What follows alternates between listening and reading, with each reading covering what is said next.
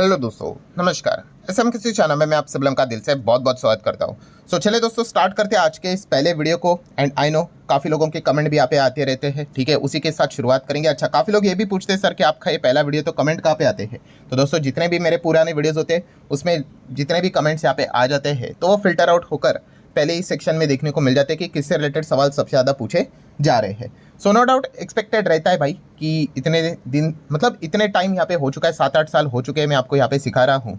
तो कोई भी चीज़ में ज़बरदस्त तेज़ी आती है, कोई भी चीज़ में ज़बरदस्त गिरावट आ जाती है, उसी पॉइंट को लेकर सबसे ज़्यादा कमेंट्स मुझे देखने को मिल जाते हैं। बिजनेस रिलेटेड काफ़ी कम कमेंट यहाँ पे रहते हैं, बट येस उनको मैं ज़रूर पिक करने की कोशिश करता हूँ। एनीवेज, सबसे पहले तो यही चीज़ है कि रेलवे कंपनी से रिलेटेड बहुत ज़बरदस्त कमेंट आते हुए देखने को मिल रहे हैं कि आज के दिन आपने देखा ही होगा। आरवीएनएल की बात करें, इरकॉन की अगर हम लोग यहाँ पे बात करें, ठीक है, आईआरएफसी की अगर हम लोग बात करें, रेलटेल की अगर हम लोग बात करें, ठीक है, और भी रेलवे कंपनीज देखने को मिल जाती है। ज़बरदस्त परफॉर्मेंस इन्होंने यहाँ पे दिखाया है। रेलवे कंपनीज में ऐसा क्या हो गया, ठीक है, मतलब डिफेंस का तो समझ में आ जाता है। तो दोस्तों, ऑलरेडी मैंने इससे रिलेटेड वीडियो बनाकर आपको अपडेट दिया था। एंड थोड़ा मैं आपको यहाँ पे करेक्ट भी करवाना चाहूँगा, it's not only about railway companies, it's about the entire PSU sector. Yes, अगर आप मैक्सिमम पीएसयू स्टॉक देखोगे, देखो हर कोई नहीं मिलेगा आपको, बट मैक्सिमम पीएसयू स्टॉक्स अगर आप चेक करने यहाँ पे जाओगे तो आपको ज़्यादा से ज़्यादा तेज़ी आज के दिन देखने को यहाँ पे मिली होगी, ठीक है। ऐसा क्यों, इसके पीछे का रीज़न क्या, अगर ये चीज़ अगर आपके दिमाग में चल रहा है तो जैसे मैंने आपको बताया था कि ये जो चीज़ें चल रही थी इंडिया वर्सेस पाकिस्तान की, अगर हम लोग बात करें, अगर मान लो सच में अगर वॉर अगर हो जाती, फुल फ्लेजेड वॉर एक्चुअल में, तो क्या हो जाता है, सरकार पूरा पैसा पूरा फोकस डाइवर्ट करके कहाँ पे करेगी, आर्म फोर्सेस के ऊपर ही लगा देगी, ठीक है, क्योंकि कंट्री बचेगी तो आगे की सारी चीज़ें यहाँ पे होगी। तो इसीलिए जब यहाँ पे इस प्रकार की चीज़ें हो रही थी, इंडिया वर्सेस पाकिस्तान, स्थिति खराब देखने को मिल रही थी, तो पीएसयू कंपनीज यहाँ पे डर गई थी। क्यों? क्योंकि ऑब्वियसली ना, उनका जो जितना भी अलोकेशन यहाँ पे दिया हुआ है, जितना भी प्रोजेक्ट से रिलेटेड पैसा रहेगा, भविष्य में आने वाला पैसा रहेगा, वो कम हो जाएगा। तो ज़्यादा डेवलपमेंट नहीं, टॉप लाइन में ज़्यादा कोई सुधार नहीं, ठीक है। एंड मार्केट आपको पता ही है, फ्यूचर को प्रेडिक्ट करके करंट लेवल पे वैल्यूएशन लेकर चलता है, ठीक है। वो सारी चीज़ें वाइप आउट हो जाती है। इसलिए हम लोगों ने देखा था कि जब से इंडिया पाकिस्तान चीज़ें देखने को मिली थी, पीएसयू कंपनी ज़बरदस्त गिर रही थी। उसके ऊपर भी मैंने वीडियो बनाकर आपको बताया था कि क्यों गिर रहा है, और जैसे ही चीज़ें रुक गई तो आप देख सकते हैं पीएसयू कंपनियां वापस कम बैक यहाँ पे कर रही है। तो यही इसके पीछे का रीज़न देखने को मिल जाता है। अच्छा, कुछ लोगों के दिमाग में एक और डाउट आ जाता है, खास करके रेलवे कंपनीज को जब भी हम लोग पढ़ाई करते हैं, ठीक है, तो काफ़ी लोग ये भी सोचते होंगे कि यस आईआरसीटीसी को क्या हो गया है भाई, ठीक है, मतलब आईआरएफसी भागता है, रेलटेल भागता है, इरकॉन भागता है, आरवीएनएल भागता है, बट ये आईआरसीटीसी को क्या हुआ है। तो दोस्तों, जैसे मैंने इसके पहले भी आपको सिखाया है कि अगर आप बिजनेस की समझ अच्छी रखते हो तो आपको समझ में आ जाता है ये जितने भी कंपनीज है, आरवीएनएल, इरकॉन, ठीक है, रेलटेल, ठीक है, देन आईआरएफसी, ठीक है, इनको फाइनेंस करने वाली कंपनी, ये इनका बिजनेस कैसे है, ठीक है, और आईआरसीटीसी का बिजनेस कैसे है, ठीक है, इसमें फ़र्क है। मतलब ये जो कंपनी हम लोग को देखने को मिल जाती है, इंफ्रा से रिलेटेड काम करती है। अच्छा, और ये जो आईआरसीटीसी जो रहती है वो सर्विस सेगमेंट के हिसाब से काम करती है, मतलब रेलवे इंटरनेट टिकटिंग, ठीक है, पानी की बोतल, रेल नीर की बात कर ले, कैंटीन फैसिलिटी की बात कर ले, तो इसमें फ़र्क क्या है। तो दोस्तों, इसमें फ़र्क यही है कि जैसे कि मान लो अभी ये जगह है, ठीक है, ये एक जगह है, ये प्लेस ए है, ये प्लेस बी है, ठीक है, और इसके बीच में क्या है, ये नदी है, आप समझ लो, ठीक है, कोई यहाँ पे मतलब रेलवे बिलवे है नहीं, ठीक है। अभी मुझे बताओ, पॉइंट ए से बी अगर आपको जाना है, आप कैसे जाओगे, नहीं जा सकते ना। तो आपको अगर रेलवे से जाना है तो आपको क्या करना पड़ेगा, यस, इसके जो बीच में जो ये जगह है, आपको यहाँ पे ब्रिज सेटअप यहाँ पे करना पड़ेगा, ठीक है, ब्रिज सेटअप करोगे, फिर उसके ऊपर आपको क्या करना पड़ेगा, यहाँ पे आपको पटरियाँ यहाँ पे डालनी पड़ेगी, ठीक है, पटरियाँ यहाँ पे डालोगे, देन यहाँ पे स्टेशन खड़ा यहाँ पे करना पड़ेगा, इलेक्ट्रिफिकेशन करना पड़ेगा, इंटरनेट सुविधा, वाईफाई सुविधा लानी पड़ेगी। मतलब क्या है दोस्तों, ये सारे काम पहले इंफ्रास्ट्रक्चर वाली कंपनियां करेंगी, फिर उसके बाद यहाँ पे ए एंड बी स्टेशन पे, मतलब उस पर्टिकुलर लोकेलिटी में रहने वाले लोग फिर वो रेलवे से टिकट निकालेंगे, तब जाके आईआरसीटीसी की कमाई होगी, ठीक है। तो आईआरसीटीसी की अगर हम लोग बात करें, अगर हम चेन की बात कर ले, ठीक है, अगर आप ऐसा चेन प्रोसेस अगर आप देखोगे तो आईआरसीटीसी आपको एकदम लास्ट इसमें देखने को यहाँ पे मिल जाएगा, लास्ट इसमें आता है, ठीक है। पहला अगर कोई चीज़ अगर होगी तो इंफ्रास्ट्रक्चर वाली काम होंगे, उसके बाद हम कह सकते हैं ये आईआरसीटीसी का काम यहाँ पे स्टार्ट हो जाता है, ठीक है। तो ये बिजनेस को अगर आप समझोगे तो ये समझना काफ़ी सिंपल है। सिर्फ अगर आप शेयर प्राइस देखते रहोगे तो फिर पागल ही हो जाओगे, कुछ समझ में ही नहीं आएगा, ठीक है। आई होप आपको ये पॉइंट समझ में आएगा। और जो इस चैनल को फॉलो करते हैं, ये तो भाई मैं बार बार चीज़ों को रिपीट करते रहता हूँ बिजनेस ओरिएंटेड, तो आपको समझ में आ जाता है। एनीवेज, आगे बढ़ लेते हैं भाई। डिफेंस सेक्टर आज भी ज़बरदस्त दमदार प्रदर्शन यहाँ पे दे ही रहा है। आज के दिन आपने देखा ही होगा, मैक्सिमम कंपनीज ने एकदम कमाल का परफॉर्मेंस दिखाया। मिधानी की अगर हम लोग बात कर ले, JRSC की अगर हम लोग बात करें, JRSC के तो कल के दिन नंबर भी आए थे, तो डबल तड़का भी यहाँ पे लग गया। सो अच्छा परफॉर्मेंस देखने को मिला। इसके पीछे का रीज़न तो जब से आप सभी लोगों को यहाँ पे पता ही है, ऑपरेशन सिंदूर को लेकर प्राइम मिनिस्टर नरेंद्र मोदी जी ने यहाँ पे स्पीच दी थी, ठीक है, 8 बजे के आसपास, तभी इसी टॉपिक को मैंने इस वीडियो में कवर किया था, ठीक है। वहीं पे ये सारी बातें मैंने आप लोगों को बताई थी, जहाँ पे मोदी जी ने 2 पॉइंट्स को कवर किया था। कौन सा? कि उन्होंने बताया था कि यस, ये न्यू एज मॉडर्न वॉरफेयर जो हम लोग को देखने को यहाँ पे मिल जाता है, ठीक है। अभी जो लड़ाई की जो मतलब जिस प्रकार से लड़ाई लड़ी जाती है, अलग अलग अत्याधुनिक शस्त्रों का इस्तेमाल किया जाता है। जैसे कि हमने तो इस्तेमाल किया ड्रोन, आप सभी लोगों ने देखा होगा, कामाकाजी ड्रोन्स भी काफ़ी इस्तेमाल यहाँ पे हुए थे, ठीक है।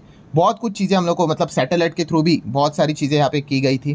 तो इस प्रकार की चीज़ों के चलते ही हम यहाँ पे कह सकते हैं बेनिफिट मिला था। एंड सेकेंड अगर बात करें तो उनके शब्दों में साफ साफ ये पता चला कि यस, मेड इन इंडिया की अगर हम लोग यहाँ पे बात करें एंड मेक इन इंडिया की भी अगर हम लोग बात करें, ठीक है, इस चीज़ के चलते हमारी जो स्वदेशी कंपनीज है उनका भी कंट्रीब्यूशन बड़े लेवल पे रहा है। मतलब इन शॉर्ट क्या है दोस्तों, होप यहाँ पे क्लियर कट बढ़ चुकी है कि आने वाले समय में जो हमारा डिफेंस बजट है, इसमें तो कोई शक की गुंजाइश नहीं है, तो बढ़ने वाला अभी कितना है, 6.25 लाख करोड़ के आसपास है।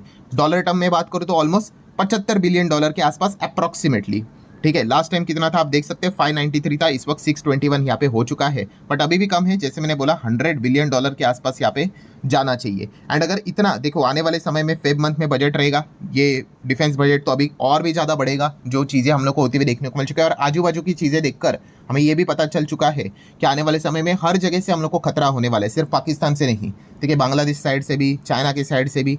तो उस प्रकार से हमें और डिफेंस बजट बढ़ाना पड़ेगा। सो इन शॉर्ट क्या है दोस्तों, कि जो एक कॉन्ट्रैक्ट्स रहेंगे, होप क्या है कि जो ये हमारी स्वदेशी डिफेंस कंपनीज है उनको और ज़्यादा कॉन्ट्रैक्ट्स मिलते हुए देखने को मिल सकते हैं। एंड इसी पॉइंट को लेकर बाजार में हम लोग को ये एडवांस लेवल पे सारी चीज़ों का वैल्यूएशन कैलकुलेट होते हुए देखने को यहाँ पे मिल रहा है, ठीक है। तो यही पॉइंट है जिस चीज़ के चलते तेजी देखने को मिले। टाटा मोटर की अगर हम लोग बात करेंगे तो कल के दिन नंबर देखने को मिले थे, रिएक्शन ठीक रहा, ओके ओके यहाँ पे रहा है, ठीक है। टाटा मोटर ने भी बताया भाई वो टैरिफ के चलते खुद भी परेशान यहाँ पे हो चुके हैं, बाकी सारी चीज़ें। और जैसे कि आपको पता ही है, प्रॉफिट इवन तो 51% ईयरली डाउन हुआ, बट वो वेल एक्सपेक्टेड था, बिकॉज डेफर्ड टैक्स क्रेडिट से रिलेटेड एडजस्टमेंट होने वाले थे। सो ये पॉइंट मैंने कल के दिन टाटा मोटर के नंबर में डिटेल में आप लोगों को सिखाया था। Anyways, Tata power and Tata motor की अगर हम लोग बात करें, इसको लेकर एक अच्छी खबर हम लोग को देखने को यहाँ पे मिल रही है। सबसे पहले तो टाटा मोटर ने अभी भी बताया है कि उनका इलेक्ट्रिक व्हीकल को एम्बिशंस अभी भी हम लोग को ज़्यादा देखने को यहाँ पे मिल रहा है, इवन दो मार्केट में सेटबैक देखने को मिल रहा है, मतलब ज़्यादा ईवी गाड़ी का डिमांड इतना देखने को नहीं मिल रहा है। और जैसे मैंने बीच में आपको बताया भी था कि सबसे ज़्यादा प्रॉब्लम क्या है, ईवी गाड़ी कोई अगर क्यों नहीं खरीद रहा है। अगर मैं मेरी पर्सनल बात कर लूँ कि मैं ईवी गाड़ी को क्यों नहीं यहाँ पे खरीद रहा हूँ, तो उसका एक ही सबसे बड़ा रीज़न है, लैक ऑफ चार्जिंग इंफ्रास्ट्रक्चर। भाई मैं गाड़ी अगर लेके चला जाऊंगा, मुझे पता ही नहीं कि कौन सी जगह पे प्रॉपरली ईवी चार्जिंग इंफ्रास्ट्रक्चर रहेगा नहीं रहेगा, लॉन्ग डिस्टेंस किधर अगर लेकर जाना है, लॉन्ग रेंज पे लेके जाना है, स्टेट टू स्टेट किधर लेके जाना है, किधर बीच में अगर कुछ इशू हो गया तो ये चीज़ के चलते काफ़ी लोग अभी भी ईवी को लेकर थोड़ा बहुत रुक रहे हैं, ठीक है। एंड इसी पॉइंट को लेकर हम कह सकते हैं Tata motor Tata power collaboration हम लोग को करते हुए देखने को मिल रहा है कि और ज़्यादा चार्जिंग इंफ्रास्ट्रक्चर यहाँ पे बढ़ाना है, क्योंकि ऑब्वियसली चार्जिंग इंफ्रास्ट्रक्चर बढ़ेंगे तभी जाके ईवी का डिमांड यहाँ पे बढ़ने वाला है, वरना गाड़ी लेके करोगे क्या, इंफ्रास्ट्रक्चर ही नहीं होगा तो, ठीक है। तो ये सबसे बड़ा हम लोगों को पार्टनरशिप वाला पॉइंट देखने को मिल रहा है, जो कि इसके पहले भी देखने को मिल रहा था, और ये बार बार अपनी पार्टनरशिप को बढ़ा भी रहे हैं। वारी की अगर हम लोग बात करेंगे, वारी एनर्जीज, तो आप यहाँ पे देख सकते हो दोस्तों, अपना जो अमेरिका में जो इनका ऑपरेशन है उसको और एक्सपांड करने के लिए $200 मिलियन इन्वेस्ट करते हुए देखने को यहाँ पे मिल रहे हैं। सो ट्रम्प के चलते अभी हम कह सकते हैं बहुत सारी कंपनियां क्या कर रही है, अपना जो 2 टाइप की चीज़ें होती है कि आप उस मार्केट में एंटर कैसे कर सकते हो कि वहीं पे ही चीज़ें बनाओ और वहीं पे बेचो, ये एक ऑप्शन, या फिर इधर बनाओ और वहाँ पे एक्सपोर्ट करके बेचो। बट फिलहाल ट्रम्प की रणनीतियों के चलते हम कह सकते हैं काफ़ी सारी कंपनीज क्या कर रही है, अमेरिका में ही अभी इन्वेस्टमेंट करना उन्होंने स्टार्ट कर दिया है, क्योंकि फ्यूचर में अगर ट्रम्प कुछ भी अगर ऊपर नीचे चीज़ें करेंगे, जो कि उन्होंने बीच में ड्रामा किया था, टैरिफ ये आगे भी करने वाले हैं, तो ऐसे चीज़ों से क्या हो जाएगा, जो कंपनियां एक्सपोर्ट करके बिजनेस करती है उनको काफ़ी ज़्यादा दिक्कत यहाँ पे हो सकती है। कल के दिन भी हम लोगों ने देखा था, एक ऐसी कंपनी थी जिन्होंने क्या किया था, कल या फिर परसों मैंने पॉइंट कवर किया था कि एक ऐसी कंपनी जिन्होंने क्या किया था, डिसाइड किया था कि हम अमेरिका में ही अपना बिजनेस को एक्सपांड करेंगे। चलो मुझे कमेंट सेक्शन में बता दो कि मैं कौन सी कंपनी की बात कर रहा हूँ, जिसका भी सही जवाब यहाँ पे होगा उसको मैं हार्ट दे दूंगा, तो बाकी लोगों को उस सवाल का जवाब यहाँ पे पता चल जाएगा। एनीवेज चलो आगे यहाँ पे बढ़ लेते हैं दोस्तों। यहाँ पे नेक्स्ट कौन सी कंपनी देखने को मिल रही, तो वही Suzlon energies. Yes, Suzlon energy में अगर देखा गया तो मोतीलाल ओसवाल यहाँ पे क्यों ऐसा बोल रहे हैं कि 30% अपसाइड उनको यहाँ पे लगता है। तो दोस्तों इसके पीछे का एक ही रीज़न फिलहाल तो उन्होंने बताया है कि नया जो सरकार ने नोटिफिकेशन जारी किया है, कौन सा, कि लोकल चीज़ों को ही यहाँ पे खरीदने। आपको याद होगा ना, बीच में मैंने इसको भी लेकर वीडियो बनाया था। खास करके क्यों? क्योंकि चाइना हमारे मार्केट में घुस रहा है भाई इस सेगमेंट को लेकर, क्योंकि रिन्यूएबल एनर्जी में चाइना बहुत आगे जा चुका है। और इस चीज़ को रोकने के लिए क्या कर रहा है सरकार ने यहाँ पे बताया है कि खास करके आपने यहाँ पे क्या करना है, लोकल प्लेयर से ही चीज़ों को यहाँ पे खरीदना है। ठीक है, ये पॉइंट फिलहाल तो उन्होंने बता के रखा हुआ है। तो इस चीज़ का फायदा तो ऑब्वियसली जो लोकल प्लेयर्स रहेंगे, सुजलॉन जैसी कंपनीज रहेंगे, उनको तो होगा ही होगा। ठीक है, तो इसी पॉइंट को लेकर मोतीलाल ओसवाल ने ये पॉइंट्स यहाँ पे सामने रखे हैं। एचएएल की बात करेंगे, Q4 के नंबर थे, तो नंबर्स में आप यहाँ पे देख सकते हो नेट प्रॉफिट एंड रेवेन्यू दोनों स्लिप हुए हैं। Year on year basis he comparison होगा Q4 की अगर हम लोग बात करें तो। ठीक है, Q4 में बड़े एडजस्टमेंट होते हैं, आप सभी लोगों ने ऑब्जर्वेशन रखा होगा। तो Q4 में हमेशा इनका रेवेन्यू एंड प्रॉफिट बड़े लेवल पे आपको देखने को मिल जाता है। ठीक है, तो रेवेन्यू 7% डाउन, वहीं पे नेट प्रॉफिट 8% तक डाउन होते हुए देखने को मिल चुका है। ठीक है, यहाँ पे क्वार्टरली कंपैरिजन मत करना, ये आप चेक करोगे, ये देखो मार्च एंड दिसंबर, इसके पहले देखो जून सितंबर कैसे रहते हैं, 4000, 5000, 6000, बट मार्च में देखोगे 13000, 13500, या आपका मार्च देखो 14000। ठीक है, ये अभी की बात नहीं, इसके पहले भी देखो, ये देखो सितंबर, जून, दिसंबर 6, 7, 8 ऐसा ही रहेगा। बट जैसे मार्च आएगा 12, 12500। तो ये बड़े बड़े आप लोगों को जो एडजस्टमेंट रहते हैं, चीज़ें रहती है, कॉन्ट्रैक्ट रहते हैं, वो सर्टिफाइड भी हम लोगों को मार्च क्वार्टर में ही होते हुए देखने को मिल जाते हैं। तो इसलिए इस प्रकार की कंपनीज को अगर आप मार्च ईयर ऑन ईयर कंपेरिजन करोगे तो थोड़ा बहुत ठीक यहाँ पे रहता है। एंड यहीं पे अगर हम बात करें तो top line as well as अगर हम बॉटम लाइन की अगर बात कर ले तो दोनों में हम लोग को गिरावट देखने को यहाँ पे मेरे एचएएल की बात करें तो।